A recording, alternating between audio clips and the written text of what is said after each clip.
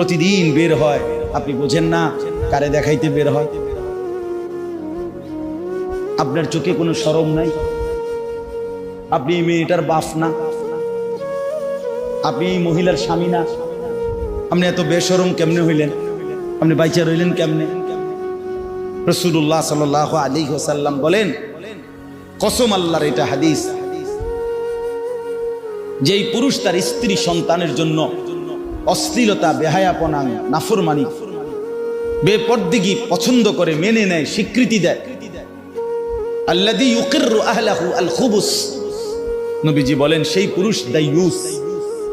আর আল্লাহর নবী বলছেন দাইয়ুসের জন্য জান্নাত হারাম। দাইয়ুসের জন্য জান্নাত হারাম। এই জন্য ছেলেদেরকে বলি, ভাইয়া নষ্ট হয়েও না, আমার নওজোয়ান ভাইয়া নিজেরে বরবাদ করে। এত বেডির দরকার নাই, পারতা না, কোনো দরকার নেই। শুধু শুধু এতটি বেডি লইয়া কোনো কাম হইতো না। সারা দিন সারা রাত মোবাইলে বেডির ছবি দেখো না, এত বেডি বেড হইতে লাগে না। এত নারী দরকার নেই। জীবন মানে শুধু নারী না, পৃথিবীতে আসার উদ্দেশ্য শুধুই নারী না। এক মহিলার ছবি, মহিলার সাথে প্রেম, এক নারীর দিকে নিয়ে সারা দিন রাত। নারে দোস্ত, মানুষ এত মাতাল হওয়ার কথা না, এত পাগল, এত তার সিরা মানুষ হয়।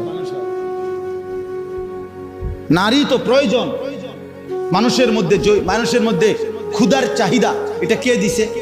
তো পূরণের ব্যবস্থা আল্লাহ রাখছে। মানুষের মধ্যে পানির তৃষ্ণা, এটা কে দিছেন? তো এটা পূরণের ব্যবস্থাও কে রাখছেন? মানুষের লজ্জাস্থানের চাহিদা, শাহওয়াত, এটা আল্লাহর দেওয়া। কার দেওয়া? তো এটা পূরণের হালাল পবিত্র ব্যবস্থাও আল্লাহর রেখেছেন কিনা বলেন তো? তাইলে আর সমস্যা কি? তাইলে আর সমস্যা কি? এর জন্য এরকম কুত্তার মতো হয়ে যাওয়ার অর্থটা কি বেটা? 24 ঘন্টা নারী, ছবি, নর্তকী, নাচ, গান, জিনা, ব্যভিচার, অশ্লীল দৃশ্য আর মেয়ের পিছনে পড়ে থাকার মধ্যে সার্থকতাটা কি বেটা? এমন সুন্দর যৌবন, 16, 17, 18, 20 বছরের এমন সুস্থ সবল শরীর দেহটাকে বাপ কেমনে নষ্ট করে দিলা? কেমনে নষ্ট করে দিল? ওফ, আমি বুঝি না এটা কি হায়াত নষ্ট করে দিল, কি চমৎকার জিন্দেগিটা শেষ করে দিল।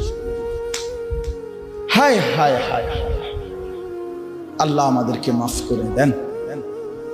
যে ভাইরা উদ্যোগ নিছেন, আল ইসলাহ পাঠাগার, মাশাআল্লাহ, সংশোধন, আগে ফিকির করবেন।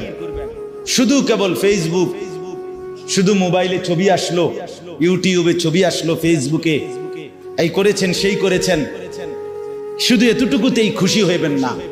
বরং নিজের সুন্দর, নিজের আখলাক, নিজের পরিবর্তন, নিজের সেজদা, নিজের নামাজ, নিজের বন্দিগি, এটার দিকে নজর রাখুন। আমরা এই করেছি, ওই করেছি, মানুষের কল্যাণে এই করেছি। মানুষ কিন্তু আমনেও কথা কয় না, আমনে নিজেও তো কি নিজের কল্যাণের ফিকির করেন, নিজের ফিকির করেন। আল্লাহ আপনাদেরকে উত্তম ভাবে তৌফিক দান করেন। তাহলে আমার বক্তব্যটা ছিল এটাই, ইসলাহ, সংশোধন করতে হবে নিজের, 1 নম্বরে। আর প্রথম সংশোধন ঈমান, আকীদা। প্রথম সংশোধন কিসের? 2 নম্বর ইবাদত, মানে আমল। 3 নম্বর হলো মুআমালাত, লেনদেন।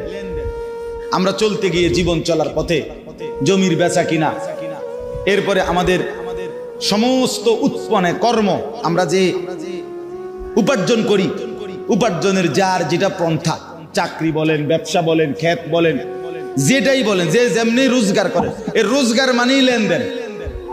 রোজগার মানে কি?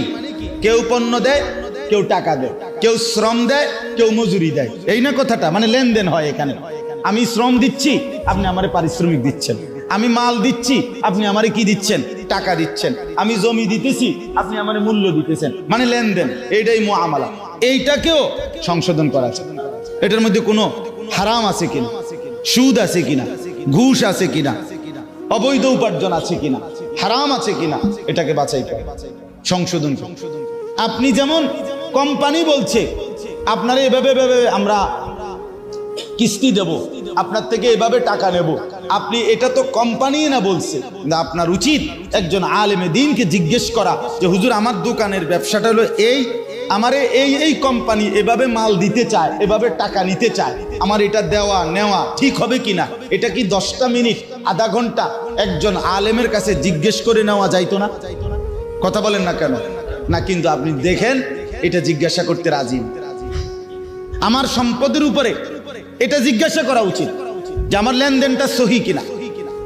এই যে আমাদের সমাজে যুগ যুগ ধরে বন্ধকের যেই সিস্টেম আজও বদলানো যাচ্ছে না, অথচ এটা 100 যে আধা 30 শতক 20 শতক আধাকানি জমি আমনে আমি দিলাম, আর আমনের থেকে আমি 50,000 টাকা নিছি বা 1 লাখ টাকা দিছি, বিনিময়ে আমনের কাছে আমি 20 শতক জমি কি রাখছি, বন্ধক রাখছি, আর আমনের থেকে আমি টাকা নিছি 50,000।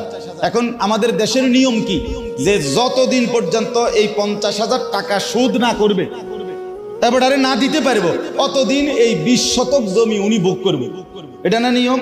এটা 100 হারাম, 100 হারাম, হারাম হারাম হারাম, এটা হারাম বেটা, হারাম খাইলা তুমি, হারাম খাইলা। যদি বলেন ওমা আপনি নতুন করে এই কথা কইলে হইব নি হুজুর, না আমি নতুন করে কইলে হইতো না, জানতা আপনি আপনার পুরান কথা থাকেন, অসুবিধা, আপনার মানা করছি, আমি তো জামুগা, এখন বয়ান শেষ হইলে তো আমার গাড়ি রেডি, আমি দৌড় কুমিল্লা, আমি কিত্তাম আপনার কান্দে লই বয়ে থাকতাম। আপনারে বললাম, হ্যাঁ, এবার যদি আপনি বলেন না হুজুর এটা হারাম না, আপনার কাছে হুজুর আছে, অন্য কেউ বলছে এটা জায়েজ, তাহলে কে বলছে আমারে জানাইলে এরপরে আমার বিচার যেদিন হবে সেদিন আমি বটনি লাগাবো আপনার সামনে কানে ধরে, এবং ভিডিও হইব, রেকর্ডিং হইব, সারা দেশ দেখবো, আপনি বিচারের ডেট ঘোষণা দিয়ে আমি আমু বলে। তাহলে কথার কথা একটা উদাহরণ দিলাম, অসংখ্য গাছের ফল, পুকুরের মাছ আপনার আন্দাজের উপরে বিক্রি করে ফেলে, ও বইল মানে মুকুল বের হইতে হইতেই কি বিকচেলা ফল বিক্রি করে ফেলে, তো এটা কি হালাল না হারাম জিজ্ঞেস করছে? ওদের এমনি তো চলতে আছে, এমনি চললে, এমনি তো কত মানুষে বিড়ি খাইতে, এই জন্য সবাই বিড়ি খাই যাবো নাকি? কত মানুষে তো টেলিভিশন দেখতেছে, তো এই জন্য বুঝি টেলিভিশন জায়েজ হয়ে গেছে, নাটক সিনেমা দেখা কি হয়ে গেছে, জায়েজ হয়ে গেছে, তাইলে অনেক মানুষ কোনো গুনাহ করলেই সেটা কি হয়ে যায় না, হালাল হয়ে যায়। আল্লাহ আমাদেরকে বুঝ দান করেন। আপনি যদি বলেন বন্ধকের এই সিস্টেম সঠিক বানানোর কোনো সিস্টেম না, মানে এই লোক কি করবো যে 20 শতক জমি ওনার কাছে যে আমি বন্ধক রাখলাম, তো এটা কি করবো উনি, এটা আমনে কি করবে, এটার একটা বুদ্ধি আছে, এটা আমি বলতাম না, আমি আমনের দরকার হলে আমনে হুজুরের জিজ্ঞেস, আমি অন কইতাম কেন না, কি লেগে বললাম না, জানার দরকার না, যার দরকার হে জিজ্ঞাসা, কষ্ট করে আলেমদেরকে জিজ্ঞাসা করলেই ওনারা হালাল তরিকা কি, বৈধ পন্থাটা কি সেটা বলে দিন। কথা বুঝছেন কিনা বলে? প্রত্যেক পন্থারই বিকল্প হালাল পন্থা আছে, আছে কিনা বলেন না কেন? মদের বিকল্প মধু আছে, বুঝেন না? সুদের বিকল্প ব্যবসা আছে, হালাল ব্যবসা। আল্লাহ এই জন্য বলছে আমি সুদে না হারাম করছি, কিন্তু ব্যবসাকে তো হালাল করছি। তাহলে বিকল্প হালাল পদ্ধতি আছে কিনা বলেন? আচ্ছা, আপনি জেনে নিবেন। 3 নাম্বার। 4 নাম্বার হলো মুআশারাত, আচরণ, পারস্পরিক আচরণ। মা, বাবা, স্ত্রী, সন্তান, চাচা, মামা, ফুফা, খালু, হ্যাঁ, পাড়া, মহল্লা, প্রতিবেশী, আত্মীয় স্বজন, বন্ধু বান্ধব, চলার পথের পথিক, মুসাফির, এতিম, গরিব, ফকির, মিসকিন, অসহায়, এই সমাজের আমাকে বাদ দিয়ে যত মানুষ, কার সাথে আমার আচরণ কি হবে এটা জানা, এটা ঠিক করা।